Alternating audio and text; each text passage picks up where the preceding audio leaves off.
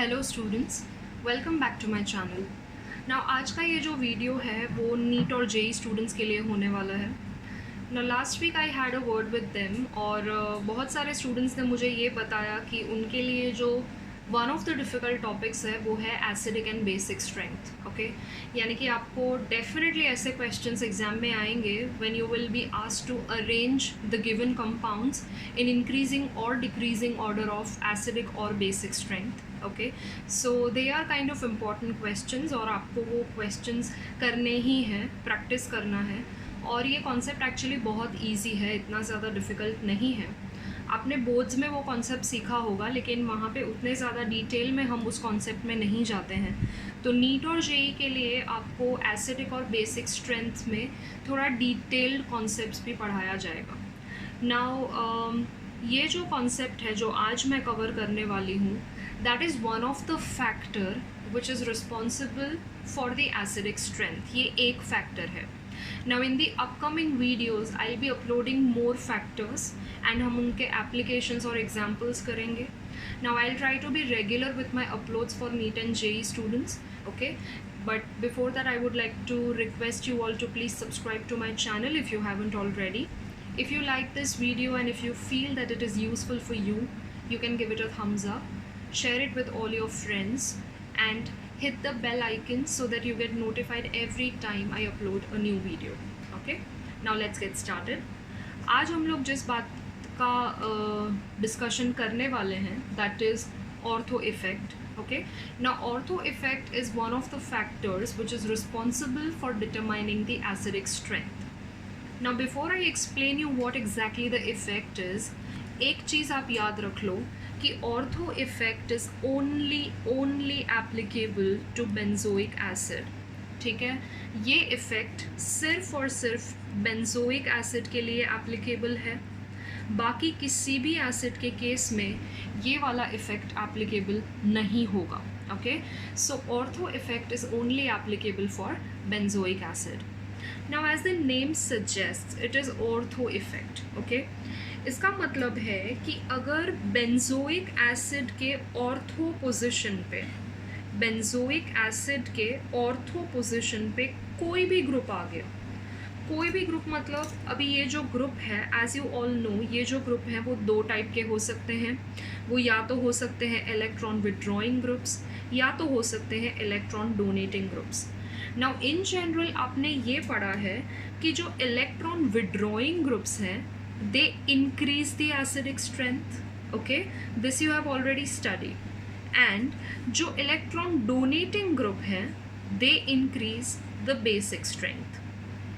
ठीक है, so electron withdrawing groups की वजह से acidic strength increase होता है और electron donating groups की वजह से basic strength increase होता है। लेकिन ऑर्थो इफेक्ट के केस में अगर बेंजोइक एसिड के ऑर्थो पोजीशन पे किसी भी टाइप का ग्रुप हो, चाहे वो इलेक्ट्रॉन विड्रॉइंग हो चाहे वो इलेक्ट्रॉन डोनेटिंग हो, it is going to increase the acidic strength of benzoic acid. Okay, तो बेंजोइक एसिड के ऑर्थो पोजीशन पे चाहे किसी भी टाइप का ग्रुप हो, उसका एसिडिक स्ट्रेंथ इंक्रीज होने वाला है। नाउ ऐसा क्यों होता है, आइए देखते हैं। For example, I consider this molecule, let us say I have of course benzoic acid like this and then I have methyl here.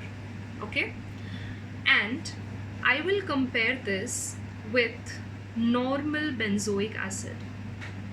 ठीक है, अब हमने जो ये वाला टॉपिक पढ़ा है उस हिसाब से methyl shows plus I effect. Okay, methyl को पॉजिटिव इंडक्टिव इफेक्ट होता है क्योंकि वो इलेक्ट्रॉन डोनेटिंग ग्रुप है और इलेक्ट्रॉन डोनेटिंग ग्रुप की वजह से तो बेसिक स्ट्रेंथ बढ़ता है, that means acidic strength decrease होगा।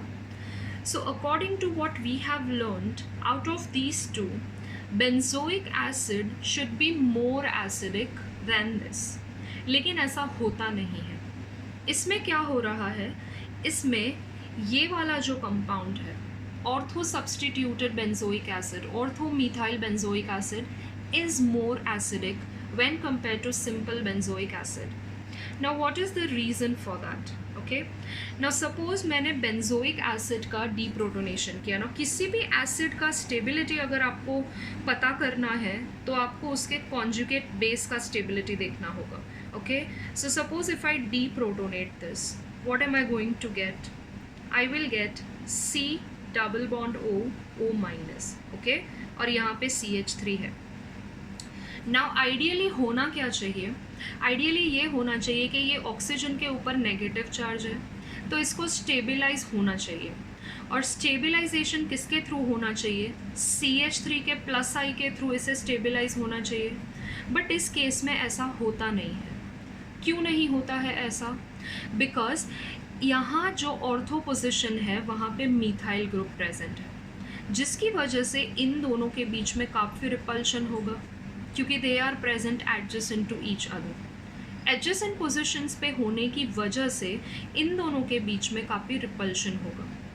अब वो रिपल्शन होने की वजह से ये वाला जो बॉन्ड है, कार्बन कार्बन सिग्मा बॉन्ड है, उसका रोटेशन होता है। ठीक है, और अब अगर इस बॉन्ड का रोटेशन हो जाएगा तो फिर ये जो दो ऑक्सीजन एटम्स हैं ये एक ही प्लेन में नहीं रहेंगे। फिलहाल क्या हो रहा है, ये वाला जो ग्रुप है that is carbon and 2 oxygens and methyl, they are in same plane.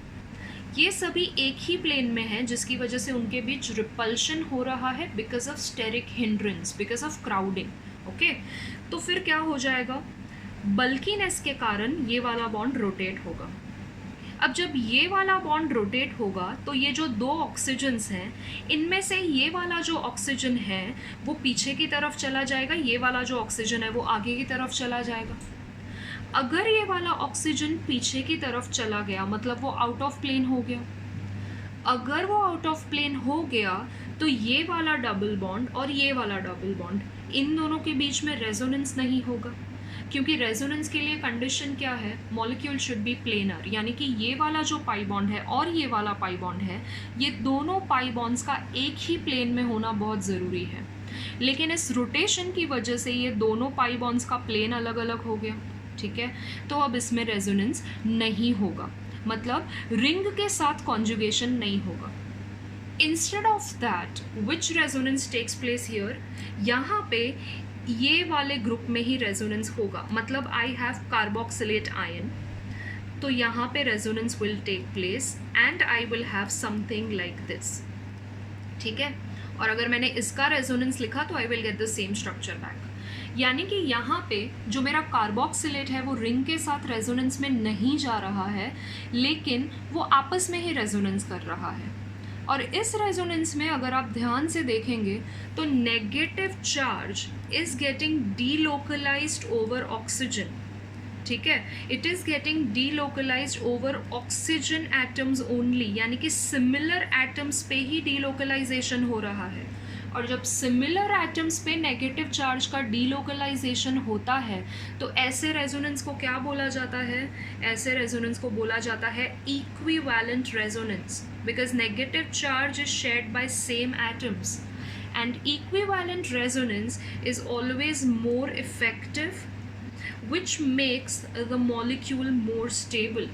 Okay, तो अब ये सब किसकी वजह से हो रहा है? Of course ये सब मिथाइल की वजह से हो रहा है। मिथाइल की वजह से this particular group is not participating in resonance with the ring. Ring के साथ वो रेजोनेंस में पार्टिसिपेट नहीं कर रहा है क्योंकि वो आउट ऑफ प्लेन हो जाता है। But instead of that what it does is, इसका आपस में ही रेजोनेंस होता है जिसमें negative charge gets delocalized over same oxygen atoms. Such resonance is called as equivalent resonance, और equivalent resonance हमेशा ज़्यादा इफ़ेक्टिव होता है और उसकी वजह से जो मॉलिक्यूल बनेगा वो हमेशा ज़्यादा स्टेबल होगा, क्योंकि चार्ज का जो डिस्ट्रीब्यूशन है that is uniform distribution. Okay, so यहाँ पे ऑर्थो इफेक्ट की वजह से बेंजोइक एसिड का एसिडिक स्ट्रेंथ बढ़ जाता है, यानी कि उसके ऑर्थो पोजीशन में चाहे किसी भी टाइप का ग्रुप आया हो, due to that group equivalent resonance takes place, और इक्विवेलेंट रेजोनेंस होने की वजह से क्या होगा, charges will be distributed between the two oxygen atoms, same atoms, और जिसकी वजह से स्ट्रक्चर में ज़्यादा स्टेबिलिटी आएगी और एसिडिक स्ट्रेंथ बढ़ जाएगी. Okay, so this effect is called as ortho effect. Now let us try to understand ortho effect with respect to certain examples. Okay, now let us say for instance I have an example like this. Of course ये benzoic acid में applicable है, तो benzoic acid तो होगा ही. अब यहाँ पे मेरे पास दोनों ortho position substituted हैं and I have a benzoic acid alone. Okay, तो of course due to ortho effect क्या हो जाएगा, भले ही मीथाइल इलेक्ट्रॉन डोनेटिंग ग्रुप हैं, लेकिन ऑर्थो पोजीशन होने की वजह से वो ऑक्सीजन का प्लेन चेंज कर देंगे और उसकी वजह से इक्विवेलेंट रेजोनेंस आएगा which will make this compound more acidic. ठीक है, but suppose if I take an example like this, I have COOH here and I have methyl over here and I simply have cyclohexane carboxylic acid. Now इसमें normal condition ही apply होगा, क्योंकि मैंने आपको क्या बोला है कि ऑर्थो इफेक्ट सिर्फ और सिर्फ बेंजोइक एसिड के लिए होता है. It is not observed in case of other molecules. तो यहाँ पे मेरे पास बेंजीन रिंग नहीं है, यहाँ पे मेरे पास साइक्लोहेक्सेन रिंग है. तो यहाँ पे मीथाइल इलेक्ट्रॉन डोनेटिंग है, इलेक्ट्रॉन डोनेटिंग होने की वजह से ये एसिडिक स्ट्रेंथ को डिक्रीज करेगा, as a result of which cyclohexane carboxylic acid will be more acidic. Okay, so सिर्फ आपने ये कॉन्सेप्ट बेंजोइक एसिड के लिए अप्लाई करना है. बाकी केसेस में जो नॉर्मल ट्रेंड है वही फॉलो होगा, वही ऑब्जर्व होगा. Now suppose one more example if I give you, I have a molecule like this. Suppose here I have COOH and CH3, the same example which I have taken. Then the next example is here I have COOH and here I have CH3. And the last example is my plain benzoic acid. Let us say this is molecule 1, this is molecule 2, this is molecule 3. अब आपको 1 2 3 में arrange करना है most acidic to least acidic. Okay, तो इसमें सबसे ज़्यादा acidic कौन होगा? इट इज़ वेरी क्लियर कि यहाँ पे ऑर्थो इफेक्ट है, और ऑर्थो इफेक्ट होने की वजह से एसिडिक स्ट्रेंथ बढ़ जाएगा. ओके, तो ये वाला जो मॉलिक्यूल है, the first one, it is going to be more acidic.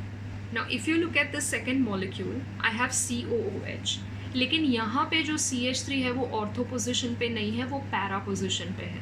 और आपको पता है कि CH3 को पॉजिटिव इंडक्टिव इफेक्ट होता है, प्लस CH3 को हाइपर कॉन्जुगेटिव इफेक्ट भी होता है. तो it shows +I and +H. Both are electron donating effects, और इलेक्ट्रॉन डोनेटिंग ग्रुप्स की वजह से एसिडिक स्ट्रेंथ को क्या होता है, डिक्रीज होता है. तो क्योंकि यहाँ पे CH3 ऑर्थो पोजिशन में नहीं है, यहाँ पे ऑर्थो इफेक्ट एप्लीकेबल नहीं होगा. यहाँ पे कौन सा इफेक्ट हम लेंगे, जो नॉर्मल हमारा ट्रेंड है वो. तो ये इलेक्ट्रॉन डोनेटिंग ग्रुप है which is going to decrease the acidic strength. और बेंजोइक एसिड जो कि मेरा रेफरेंस मॉलिक्यूल है, इसमें मेरे पास कोई ग्रुप नहीं है. ओके, इलेक्ट्रॉन विड्रॉइंग तो नहीं है पर डोनेटिंग भी नहीं है. It is simply N acid.